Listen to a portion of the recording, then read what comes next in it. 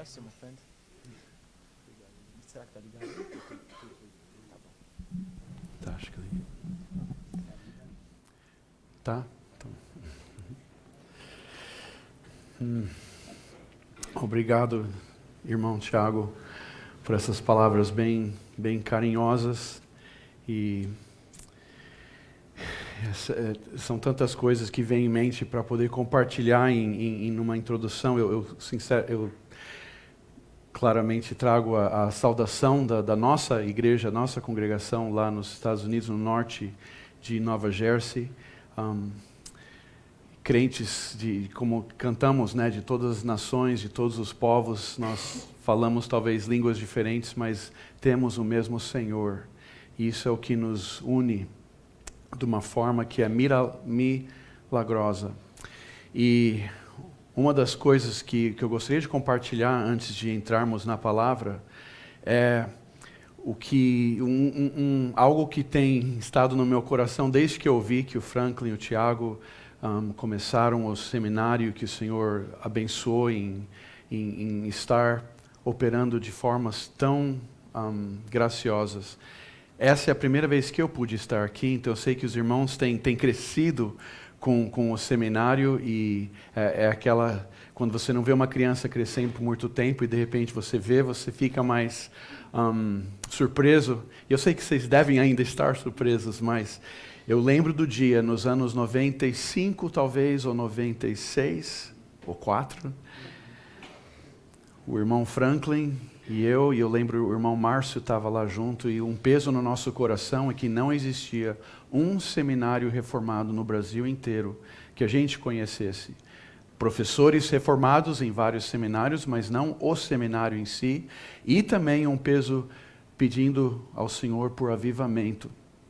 E eu lembro, não as palavras completas, mas o irmão Franklin derramando o seu coração perante o Senhor, pedindo que o Senhor abrisse portas e fornecesse esse fruto.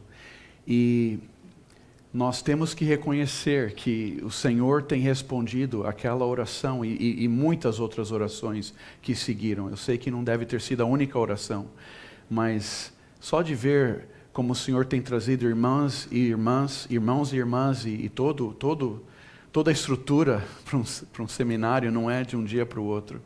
É o Senhor respondendo a oração. Então eu fico muito grato de poder testemunhar isso. E de ter sido convidado, eu agradeço. É um privilégio muito grande. Espero que Deus abençoe essa semana, que eu entendi. Eu vou dar um pouquinho só e vocês vão estar estudando muito. Então eu espero que esse culto o Senhor usa para encorajar os corações a buscar nele a força. Vamos buscar então na palavra do Senhor o que Ele vai nos ensinar nessa noite. E no livro de Isaías, no capítulo 41, eu estava pensando num tema que seria próprio em termos de seminaristas. Eu não sei exatamente o que cada um dos irmãos está fazendo ou pretende fazer. Se alguns já são pastores, se alguns são professores de escola dominical, missionários, mas no ministério e na vida cristã em si, nós sabemos que haverá aprovações. O Senhor prometeu que haverá aprovações. Nós não podemos ser surpresos quanto a aprovações. E aqui em Isaías 41 nós temos uma promessa e temos vários princípios que nos ensina a confiar na proteção do Senhor. O tema da mensagem vai ser a destra fiel de Deus. Que Deus usa a sua mão direita para nos sustentar. Mas vamos ler então no versículo 1 do Isaías 41 até o versículo 20. A palavra de Deus. Calai-vos perante mim, ó ilhas, e os povos renovem as suas forças. Cheguem-se e então falem. Cheguemo-nos e pleiteemos juntos. Quem suscitou do Oriente aquele a cujos passos segue a vitória? Quem faz que as nações se lhe submetam e que ele calque aos pés os reis e com a sua espada os transforme em pó e com o seu arco em palha que o vento arrebata. Persegue-os e passa adiante, e em segurança por sua vereda, que seus pés jamais trilham.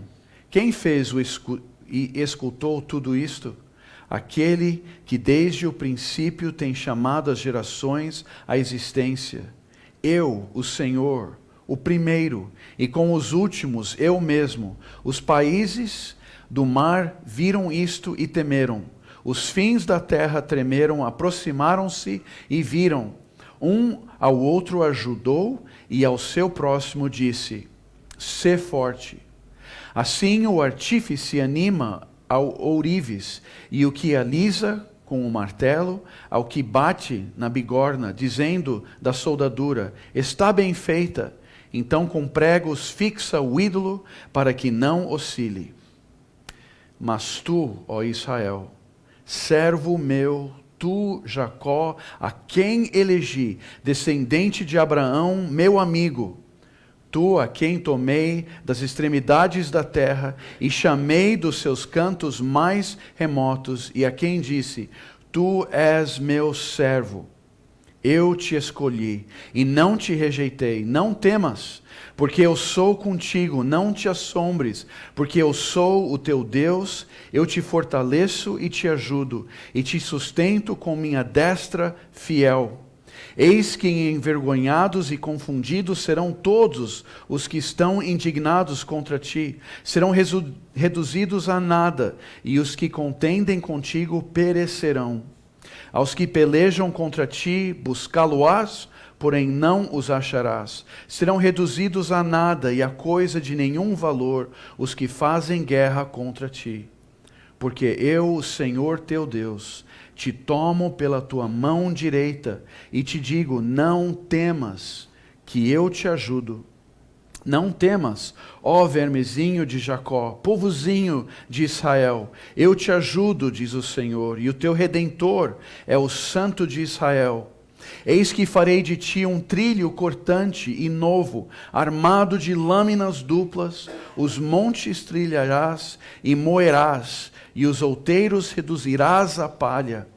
Tu os padejarás, e o vento os levará. O redemoinho os espalhará. Tu te alegrarás no Senhor e te gloriarás no Santo de Israel.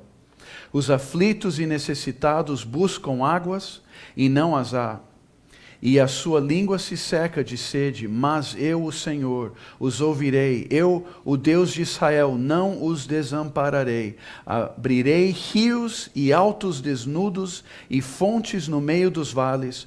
Tornarei o deserto em açudes de água e a terra seca em mananciais. Plantarei no deserto o cedro, a acácia, a murta e a oliveira. Conjuntamente porei no ermo o cipreste, o olmeiro e o bucho, para que todos vejam e saibam, considerem e juntamente entendem que a mão do Senhor fez isto, e o Santo de Israel o criou. Amém. E mais uma vez, buscando o Senhor e a sua ajuda, vamos orar. Senhor nosso Deus, o Senhor, ó Pai, que é esse Deus que prometeu tal proteção ao teu povo, mesmo diante das fraquezas desse seu povo, dos pecados. Senhor, nós queremos nos colocar na aplicação dessa passagem. Nós, Senhor, somos seu povo, não somos perfeitos, somos fracos e nós pecamos. Ajuda-nos, Senhor, a crer que essas promessas de proteção são para nós, para que não temamos, não importa o que façam os homens contra a tua igreja. Ajuda-nos, ó Pai, a termos essa fé e essa segurança, essa certeza da sua proteção. Abençoe, ó Pai, a pregação. Dê palavras e dê clareza, e que o Senhor aplique a sua palavra em nossos corações. Tudo para a sua honra e glória. E nós oramos em nome do Senhor Jesus. Amém. O que nós percebemos ao lermos a Bíblia é que ela, de fato, fala sobre vários assuntos, e nós sabemos que o assunto principal e que une de capa a capa é, com certeza, o Senhor Jesus Cristo, do Velho Testamento ao Novo.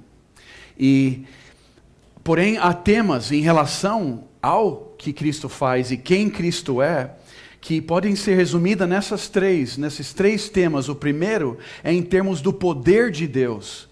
Também de capa a capa, nós podemos dizer que a Bíblia é um compêndio, uma coletânea sobre o poder de Deus. Mal você abre a Bíblia e você ouve que Deus criou esse mundo, e certamente foi com o seu poder. O poder da sua palavra. Você vê como Deus, no poder dele, de repente julga o mundo todo. E também no seu poder, ele sustenta Noé na arca e salva uma família inteira.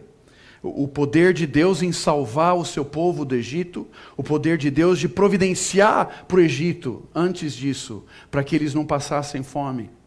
E também depois salvar o povo, de secar o mar vermelho. Pensa no poder de Deus que foi necessitado. Eu sempre lembro em termos de como criancinha, esse mar vermelho tendo sido aberto, sendo uma figura tão grande do poder de Deus. Quantos de nós gostaríamos de estar lá e vendo essa manifestação do poder de Deus? E ao eles passarem pelo mar vermelho, ele se fecha sobre o exército de Faraó, que também foi uma manifestação do poder de Deus, e ao chegarem numa terra que era seca e sem água e sem comida, Deus os providencia com maná do céu, era o poder de Deus, e pelo poder de Deus, água da rocha. Isso que eu quero dizer, a Bíblia é um compêndio de capa a capa sobre o poder de Deus, as histórias, os livros, os personagens, as verdades, e o Senhor Jesus Cristo, enfim, é a sabedoria e o poder de Deus. Mas tem um outro tema em termos de poder falar o que a Bíblia tem como sendo um compêndio, é sobre o perdão de Deus. Você também percebe que tem de capa a capa uma coletânea de exemplos, pessoas, de símbolos, figuras, promessas sobre o perdão de Deus. Ao começar em termos das pessoas, você vê como Deus perdoou Adão e Eva, Deus perdoou Noé, Deus perdoou Abraão, Sara, Isaac, Raquel, Jacó, Lia. Não é todos que você lê na Bíblia que é um exemplo de perdão. Os que negaram a Cristo e rejeitaram ao Senhor, foram os inimigos de Deus, não foram perdoados. Mas seria interessante um exercício de seminário, de começar de Gênesis a Apocalipse, as pessoas que têm uma certeza bíblica que foram perdoados. E com certeza a lista vai ser grande. Josué, Gideão, Ruth, Boaz, Paulo, Silas, Timóteo, Isaac, Isaías, são exemplos de pessoas perdoadas, e tem as figuras. Os irmãos já estudaram, as irmãs já estudaram em relação a quantas figuras que há sobre o perdão de Deus. Deus não fala que Ele perdoa só no sentido de limpar o pecado. A gente perde conta de quantas figuras que há na Bíblia. O pecado é uma dívida que é cancelada. É como uma prisão que é aberta. É como um peso que é levantado. Como dista o Oriente do Ocidente, o pecado é lançado. Os símbolos e figuras de Deus cobrindo a face do nosso pecado, ou então de Deus cobrindo como se fosse com a sua mão o nosso pecado. Então você percebe, Deus ele é como se não satisfeito em dar só um ou dois ou três símbolos ou figuras. Ele quer mostrar um compêndio, uma coletânea. Isso mostra o coração de Deus. Ele é um Deus poderoso. Então você vai ler sobre o poder dele na Bíblia, e ele é um Deus que ama e se alegra em perdoar. Então você vê repletos exemplos disso. Parábolas, o filho pródigo é uma parábola sobre o arrependimento e o perdão, quando aquele pai abraça o filho, é um símbolo de Deus perdoando todos aqueles que vêm a ele. A ovelha perdida, a moeda que é encontrada, aquele rei que perdoa um servo e depois aquele servo que não perdoa um outro servo que devia tão mais pouco. Era tudo uma parábola sobre o perdão de Deus.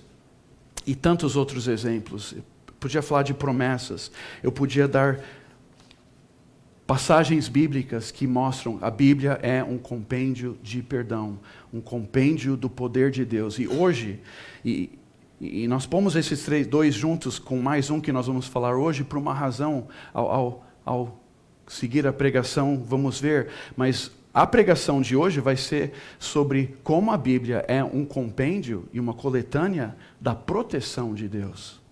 Que Deus é um que você pode confiar que vai te proteger. E uma das razões que isso vem na minha mente em relação a seminaristas e pessoas estudando para o ministério, é que muitas pessoas, ao começarem o ministério, por causa das provações, por causa de igrejas que não crescem, por causa que as pessoas estão preferindo mais o mundo do que cultuar a Deus, e depois vem as tentações. Será que eu devo entrar nessa medida? Será que eu tento esse projeto? Será que eu uso esse método para crescer a igreja? E no fundo são pessoas que não estão confiando que Deus é esse Deus protetor. Então é muito importante ao nosso coração ser preparado para o ministério, de você sair e entrar ao ministério com essa certeza inabalável. Não importa qual vai ser a provação ou o perigo que vai estar presente, de você ter essa certeza. Eu podia falar a mesma coisa sobre as figuras na palavra de Deus, sobre a proteção de Deus. Deus como um símbolo de uma torre, onde você tem o abrigo, o escudo, Deus como um escudo, Deus como um baluarte, Deus como uma espada. Tudo isso são figuras, onde Deus está dizendo, eu sou um que você pode confiar, que você vai estar protegido como meu filho. Tem exemplos na Bíblia da proteção de Deus. E aí você vai vendo como se conecta o poder de Deus e a proteção de Deus e o perdão de Deus. Porque é com o poder dele que ele te protege e é com o perdão dele que você é mais protegido. O que importaria Noé ser protegido do dilúvio para chegar num mundo novo e descartar a Deus e não ser perdoado? Ele teve o poder de Deus para ser salvo, ele teve a proteção de Deus na arca, mas não ter o perdão de Deus. Então você vê como cada um desses é necessário. Sem o poder de Deus não tem perdão. E quando se tem perdão, é a maior proteção de Deus. E essa é uma passagem que exalta a proteção de Deus. Essa é uma introdução, mas nós vamos agora ver como que Deus ajuda, como que Deus protege. Nesse primeiro ponto, do versículo 8 em diante, nós vamos ver pelo menos 7 formas que Deus está descrevendo como Ele ajuda. A primeira das formas é em termos da posição do povo de Deus, a posição do crente, a posição em termos de onde Deus, como Deus te vê. Quem é o cristão? No versículo 8 e 9 a gente lê, mas tu, ó Israel, e isso depois que ele falou, se eu posso resumir, em toda aquela conversa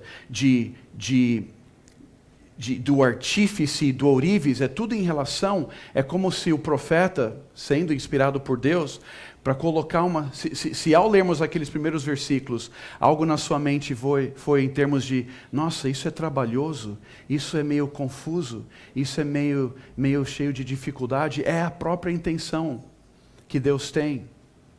Porque está falando sobre aqueles que não têm um Deus que protege eles, e eles são aqueles que têm que usar a bigorna para bater, o martelo para alisar, a soldadura, e quando então eles podem fixar o ídolo deles para que ele não se oscile. Você percebe? Olha a tensão aqui. Muitos nesse mundo têm que proteger o Deus deles. Nós somos aqueles que temos um Deus que nos protege. Então no versículo 8, nós vemos a primeira forma pela qual Deus protege, é a posição. Olha o que ele fala, tu, ó Israel, servo meu, eu, Jacó, a quem elegi, descendente de Abraão, e olha essa palavra, meu amigo. Deus protege os amigos dele. Deus protege os seus servos. Deus protege aqueles que ele escolhe. E não é surpreso, não é assim que você faz. Se você tem um amigo aqui e um inimigo aqui, quem que você vai ajudar primeiro? O coração do crente deveria ser de ajudar todos com o que você pode.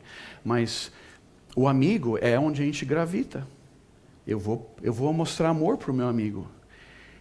Ele é carinhoso. Ele é meu amigo. Eu sou amigo dele. O Senhor protege os seus amigos. Então, tudo é baseado nessa posição. É baseado em quem você é aos olhos de Deus. E coloca isso como se fosse uma prateleira e no final nós vamos voltar para esse mesmo princípio. Mas a segunda forma pela qual Deus nos protege, nós vemos no versículo 10, é na presença de Deus. A posição do povo de Deus e também a presença de Deus. Olha o versículo 10. Deus falando, não temas. E por quê? Porque eu sou contigo. Não te assombres, porque eu sou o teu Deus. Eu te fortaleço e te ajudo e te sustento com a minha destra fiel. Eis que envergonhados e confundidos serão todos os que são indignados. E ele continua falando sobre aqueles que vão ter que se envergonhar. Então, no versículo 10, nós vemos a presença de Deus é uma forma pela qual ele te protege. E o que faz isso ser tão precioso é isso. Deus poderia nos proteger sempre enviando emissários, anjos, profetas. E Ele tem nos protegido dessa forma. Mas Deus está falando, não temas, porque eu sou contigo. Não é Ele dizendo, minha palavra está com você. Minhas promessas estão com você. Meus anjos estão com você. Tudo isso seria bom demais já. Eu não estou dizendo que não é como ele faz. Ele manda suas promessas, manda seus anjos. Até nós como irmãos e irmãs na fé, orando uns pelos outros, Deus nos protege dessa forma. Mas o que eu quero encorajar nosso coração a apreciar é que Deus fala, eu sou contigo. E nós sabemos qual que é o clímax que podemos dizer dessa promessa. Muitos poderiam dizer, sim, ele fala isso, mas deve ser uma forma só espiritual, deve ser uma forma só através do anjo é que Deus está presente. Não, nós conhecemos o Evangelho, irmãos. O clímax dessa promessa é aquele filho da Virgem que veio ao mundo, cujo profeta ouviu Simeão e falou, eu vejo a salvação de Deus. Muitos talvez passavam e tendo ouvido alguma coisa sobre esse ser o Messias e talvez vinha no coração humano, na fraqueza humana, pensando, um nenê? Ele vai nos ajudar? Ele vai ajudar Israel? E nós sabemos que ele ajudou Israel. Do berço, ele foi para a sua vida e todo o seu ministério pregando o reino de Deus e ele foi para a cruz e lá na cruz ele morreu pelos pecados de todos aqueles que são os amigos de Deus. Que Deus haveria de escolher e que já eram salvos e ainda haveriam de ser salvos. O Senhor Jesus estava lá, padecendo, sofrendo. E aí que você vê todos esses três juntos, Jesus, o poder de Deus, perdoando os pecados dos seus, nos protegendo. De que forma? Estando conosco, indo para a cruz.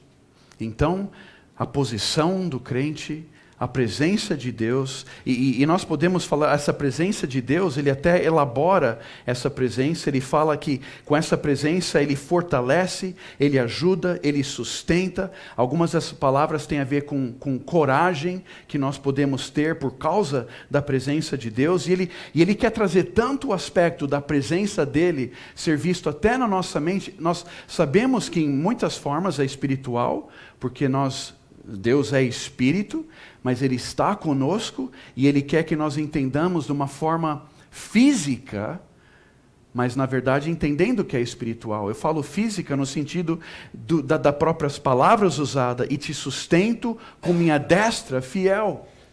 E a destra é a mão direita de Deus. De uma forma em geral, é lógico, não para todos, para muitos a esquerda é sua melhor mão, mas de uma forma geral, a direita sendo a melhor mão. O profeta foi inspirado por Deus para usar esse princípio dizendo, a minha mão que eu posso usar de uma forma com eficaz, de uma forma que vai ser eficaz, que vai ser boa, que vai ser certa, eu te sustento. Essa é a presença de Deus.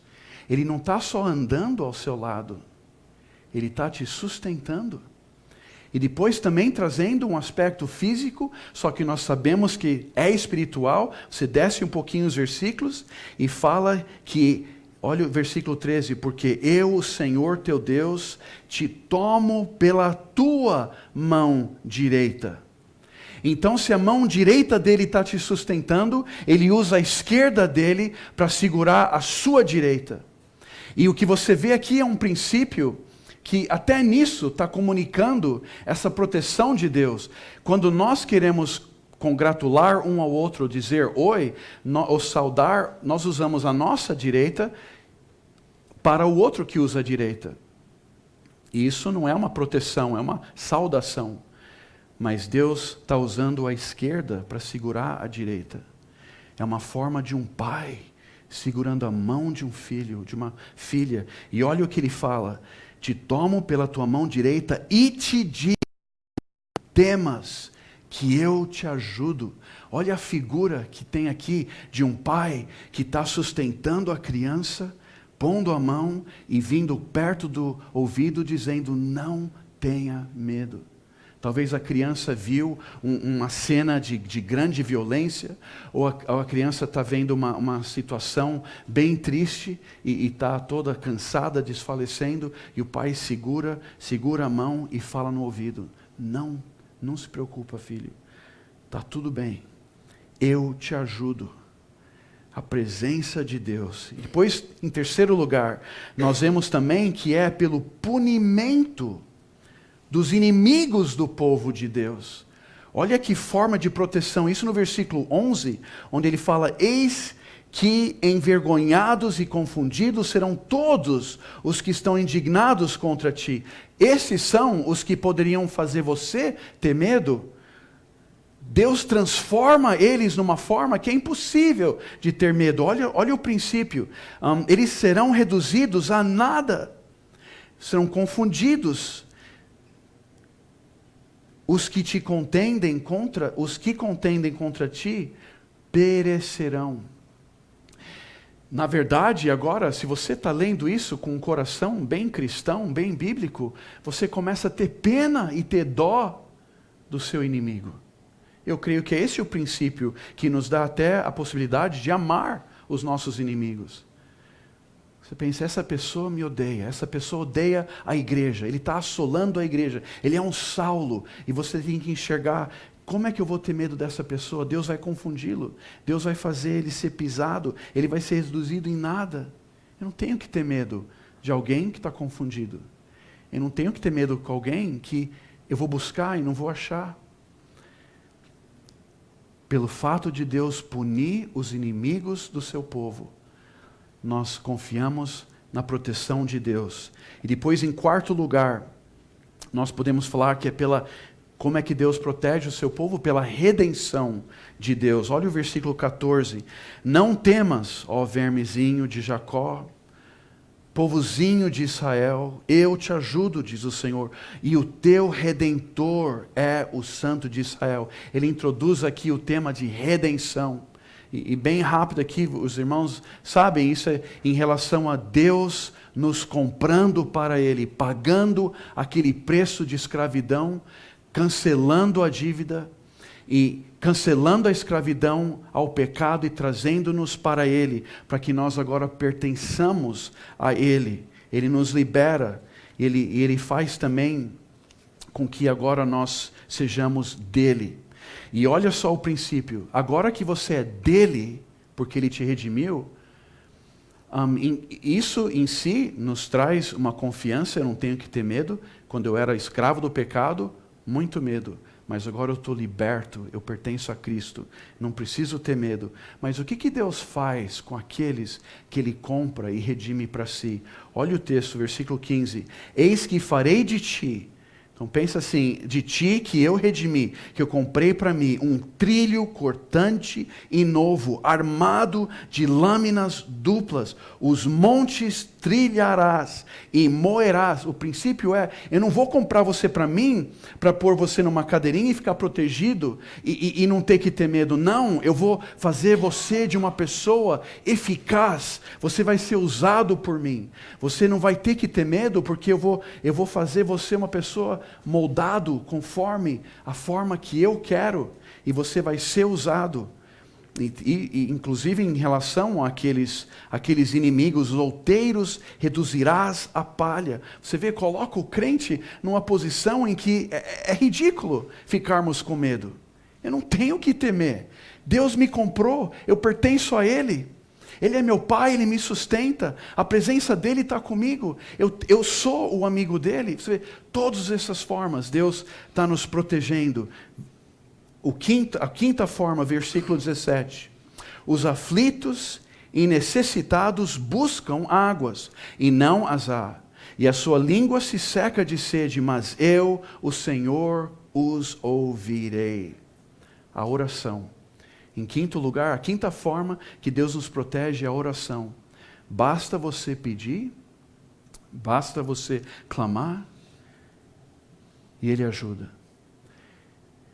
Você pode imaginar Daniel sendo jogado, lançado naquela cova dos leões. Se ele já era um homem de oração, você pode imaginar como que as orações dele se multiplicaram. E mal ele estava defronte dos leões, eles estavam com bocas fechadas. Num dos textos é ele falando, Deus mandou o anjo e fechou a boca dos leões. Em outro lugar você lê na Bíblia que Daniel fechou as bocas dos leões. Foi pela oração. Deus responde oração. E esse princípio, irmãos, que é bem vívido. Eu lembro bem vividamente nós orando, Senhor, abra seminários reformados, Senhor, traga um avivamento ao Brasil. E Deus está respondendo orações. Irmãos, vamos ter mais reuniões de orações e termos confiança em pedir coisas maiores ainda, avivamentos para o mundo inteiro, e que o Senhor salve almas, que haja um grande avivamento verdadeiro, como nas épocas passadas, que ainda nós não experienciamos, essa década toda, esse século todo que tem passado, como nos anos 1800. Uma coisa que eu posso compartilhar que encoraja muito a nós, lá em Nova Jersey, é o local onde houveram o primeiro grande avivamento e o segundo grande avivamento. E enquanto você dirige em várias cidadezinhas, você vai reparando na época em que as igrejas foram construídas, e quase todas elas batem enquanto o segundo grande avivamento começou. O primeiro, você também encontra igrejas, mas em termos das maiores quantidades de igrejas, foi naquele segundo grande avivamento. Tinha tanta gente querendo ir para a igreja que eles tinham que construir mais prédios. Não dava conta. Vamos pedir para isso. Vamos pedir que Deus nos dê igrejas, que dê tantas pessoas para ouvir a palavra de Deus, que querem cultuá-lo e louvá-lo. Orações. E em sexto lugar, como que Deus nos protege? É pelas promessas que Ele nos dá. Até nisso que eu falei, mas eu, o Senhor, Deus está falando, os ouvirei. O texto aqui não é só dizendo, você ora e eu respondo, para você pensar em termos de oração só. Deus quer que você reconheça que isso é uma promessa. Deus está falando, eu o ouvirei. E aqui, irmãos, tem também um princípio tão maravilhoso, porque aqueles deuses falsos, eles não só precisam de ajuda para ser colocados no lugar, como também eles têm nenhum sentido sequer de falar qualquer coisa ou ouvir. Mas Deus está falando assim, A minha mão vai estar te sustentando, é a direita. Minha esquerda te segurando a mão. Com meus lábios eu vou dizer, não tenha medo. E com meus ouvidos eu vou ouvir o que você tem para me falar. Deus, em toda a sua divindade, está dizendo, eu vou estar ocupado completamente em proteger você. É como se você fosse a única pessoa no mundo com a qual Deus teria que lidar. E é por Deus ser onipotente, onisciente e presente em todo lugar que Ele faz isso com cada um dos seus. Não só aquele Daniel na cova, mas todos os crentes, todos os seus filhos. Então, pelas promessas de Deus, é número 6 e falta só mais um, que é versículo 18 e 19, aqueles versículos que falou de Deus abrindo rios onde está seco e tornando o deserto em açudes, e depois naqueles números de árvores, são 7 tipos de árvores. Alguns veem aí o princípio de que não é tão importante em si qual tipos de árvores, mas são 7, é Deus dizendo tudo que você precisa, eu vou fornecer. Não vai ter mais sequidão, e vai ter sombra em abundância e fruto. É a provisão de Deus. Deus protege o seu povo pela providência, pela sua provisão. Então, só para fazer essa lista final, como é que Deus nos protege? Ele nos protege pela provisão, Ele nos protege pela sua presença, pela oração e a resposta de oração, pelas promessas que Ele dá, pelo punimento daqueles que não o amam, pela redenção do seu povo e pela provisão que eu e você precisamos. Mas qual que é o resultado dessa proteção? Em segundo lugar, qual que é o resultado dessa proteção? Um que é o mais óbvio é que se você tem alguém que te ouve e ele é divino, se você tem um que é santo e Ele está presente, todo-poderoso,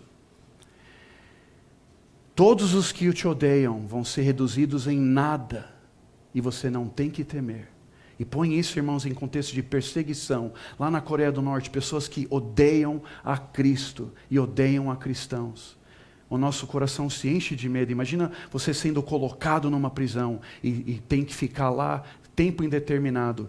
Você é humano, você vai ter fraqueza e essas pessoas vão trazer um certo medo. Lembra dessas promessas. Você tem um Deus que vai punir esses que não te amam. Começa a orar pela alma deles. Porque essa prisão é um céu para você. E dali você... É um inferno aqui nesse mundo. Mas se você morrer, você vai direto para o céu. Aquele teu perseguidor, aquela prisão é o céu dele. Quando ele morrer, sem conversão, ele vai para um inferno eterno. Deus, eu creio, realmente quer nos dar uma condição de grande tristeza e clamor por essas almas. Não medo. Não temos que ter medo. Então, o primeiro princípio é você estar protegido. Não tem dúvida. No minuto em que vem uma certa prontidão de medo, você tem que cair dos seus joelhos e dizer, Senhor, me ajuda a abrir os olhos à palavra. Não tem como eu ter medo. Com tantas promessas, tantas provisões. Esse é um resultado, mas tem um outro resultado. Olha o versículo 20. Para que todos vejam e saibam, considerem e juntamente entendam que a mão do Senhor fez isto, e o Santo de Israel o criou. Se você tivesse o poder em si mesmo, contra esses inimigos, se você tivesse o recurso para saber, eu não preciso de alguém me sustentar, a minha destra é poderosa para me sustentar, o que o mundo ia ver? Ia ver, olha aquela pessoa, olha aquela mulher. E o nosso mundo não é assim? Os heróis que existem, em todo o país tem os nomes, tem as estátuas, no coração humano, olha o que ele inventou, olha o que ele criou, olha a guerra que ele começou, que ele terminou, a liberdade que ele atingiu. Deus não quer que nós vejamos homens e mulheres, Ele quer que nós vejamos Ele, para que todos vejam e saibam. O que vai ser então que vai aparecer? Ali está uma igreja, ali está um crente, ali está um outro crente, ali está uma igreja inteira. Olha como tem uma inimizade, olha a falta de amor, olha o ódio. O que eles estão fazendo? Eles são tão cheios de coragem. Eles são tão cheios de amor, eles são alegres, eles são humildes, eles são contentes, eles são fiéis, eles são confiantes. E o mundo vai ter que ver, não é eles, é o Deus deles. É o Deus deles. É o evangelismo de Deus, fazendo que os homens vejam a Deus. Esse é o resultado. E por final, mais 2 pontos pequenos. Por que Deus protege? Por que Deus dá essa proteção?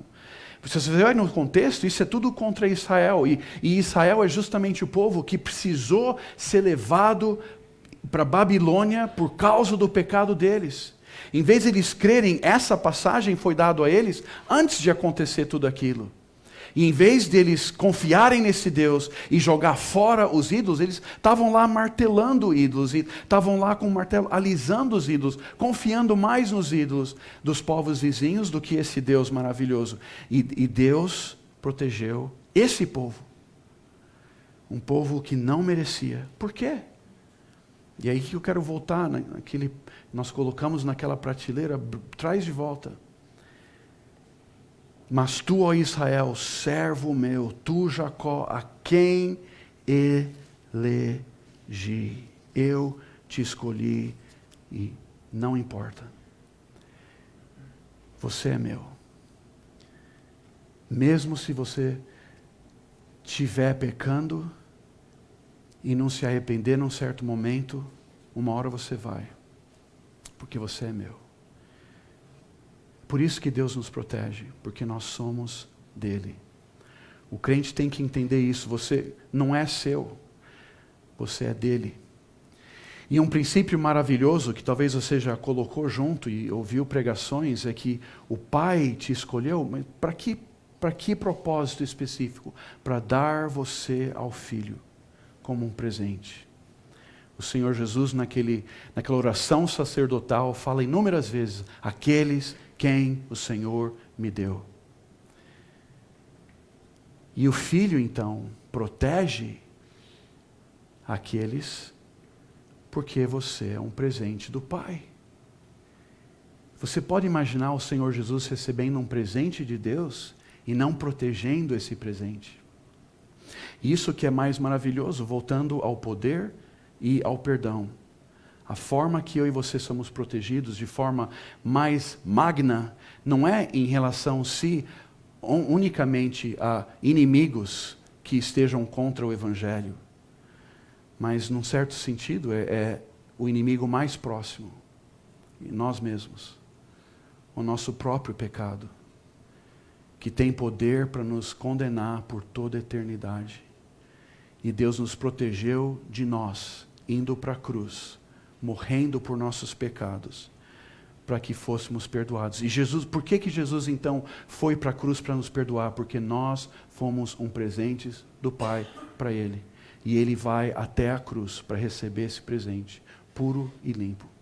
E o que Ele faz com esse presente, nós vemos versículos na Bíblia que mostra Ele no Senhor Jesus em si, devolvendo-nos ao Pai. E esse é um princípio que é um outro sermão. Várias bênçãos aí, mas o último ponto, como você pode ter essa proteção? Porque eu tenho falado, e eu creio que todos aqui entendem, essa proteção não é universal. Os inimigos de Deus, eles não estão protegidos, eles estão até com perigo de punição. E se houver algum desses que diz, eu quero essa proteção? Pode haver aqui alguém que ainda não foi salvo. E você pode estar querendo dizer, como que eu tenho essa proteção? E é um princípio tão natural, porque o que acontece quando nós estamos numa certa situação, em grande perigo, nós clamamos.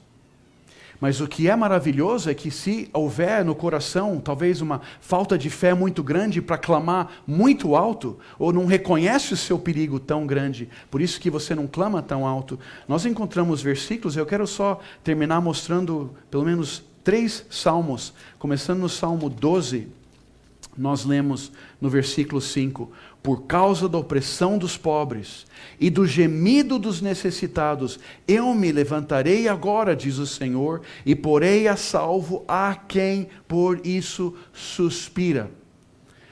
Deus é tão gracioso que Ele dá essa ajuda que nós falamos, Deus está falando, eu me levanto, mas não é para aquele que grita mais alto, ou aquele que merece esse socorro, não, aquele que suspira por socorro. Deus se levanta. O gemido é um princípio que parece que não dá nem para ouvir nada, mas é um coração dizendo, Senhor, e talvez não entende tudo o que tem que orar, mas sabe que precisa do Senhor, e clama.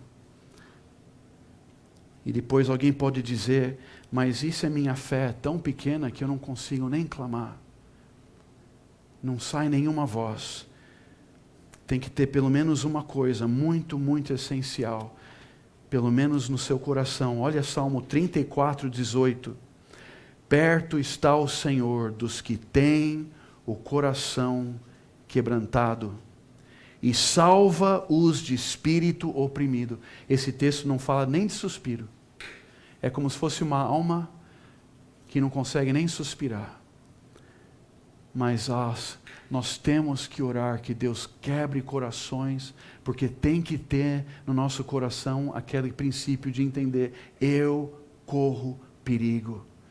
Como eu falei no começo, se seus pecados estão sobre você, se você nunca teve Cristo como seu perdoador, você está na posição de maior perigo possível. Não importa nenhuma perseguição, não importa quem seja que te odeia, se você tem seus pecados escritos no seu coração, daquela forma que não tem como nós podemos apagar, o seu perigo é tão intenso, e você tem que ter um coração quebrantado, que se eleva ao Senhor dizendo, me ajuda, me perdoa, cancela a dívida, senão eu morro, e vou para o inferno. E talvez essa dor causa gemidos, causa suspiros. Mas que o Senhor nos dê então essa fé para clamar, para suspirar. E Salmo 34, eu quero terminar com esse, Salmo 34, versículo 6. Até de clamar de alta voz, clamou este aflito, e o Senhor o ouviu. E livrou de todas as suas tribulações. E eu não falo aqui, irmão, só de alguém que se converte pela primeira vez, mas até um crente verdadeiro. Nós temos que aprender a arte de clamar, a arte de suspirar, de gemer e de clamar com corações quebrantados. Senhor, me ajuda. Quando a gente não faz isso, nós estamos praticamente pensando, eu consigo. Eu faço isso. Agora tem tanta tecnologia, eu acho que eu não preciso mais da ajuda de Deus. É isso que nós estamos fazendo quando a gente para de clamar, e para de gemer, e para de ter um coração quebrantado. E tudo isso que eu tenho falado, o clamar, o gemer, o suspirar, isso em si é uma figura. É uma figura da fé verdadeira. Tem alguém que pode clamar, suspirar, mas não ter fé. Essa pessoa não é ajudada. Pensa como Esaú gemeu, clamou e chorou. Mas o que ele estava chorando não era por Deus, era pela herança que ele perdeu. Ele queria o ídolo dele. Então estava triste. Mas tendo fé no Senhor, que Ele é esse Deus que protege, nós não temos que temer. Que Deus abençoe ao todo o ministério que cada um de nós nos comprometermos, nós temos essa confiança, que Deus é esse Deus protetor. Amém. Vamos orar. Senhor, nosso Deus gracioso, ajuda-nos, ó Senhor, a crer nesses princípios de forma completamente literal, ó Senhor, que Tu estás conosco, que o Senhor cuida de nós, sustenta a nós com a sua destra fiel, segura a nossa destra, diz aos nossos corações: não tenha medo. Ó Pai, ao vermos que os povos que te odeiam serão reduzidos dessa forma, nos dê, ó Pai, um clamor no nosso coração por essas almas perdidas, que não sabem que estão lutando não contra nós, mas contra o nosso Deus, e serão reduzidos a nada. Ó Pai, como podemos temer nada? Nos faça, Pai, crentes corajosos, que nós não tenhamos tentações de ir com as ondas dos dias, temendo por resultados, mas que nós tenhamos somente temor a Ti, e que o Senhor abençoe e guie. Abençoe, Senhor, essa semana inteira de estudos para todos os alunos. Agradecemos, ó Pai, por trazer todos esses alunos de todos os lugares do Brasil que vieram. Que bênção, ó Pai, de vermos a sua oração, a nossa oração respondida. O Senhor promete que ouve, e o Senhor tem ouvido, Pai, todos esses 7 anos. Agradecemos, ó Pai, por todos na liderança, pelo irmão Franklin, pela Marilene, pelo Tiago, pela sua esposa, todos, ó Pai, que estão aqui nesse seminário. Agradecemos, ó Pai, e rogamos as suas grandes bênçãos, em nome do Senhor Jesus. Amém.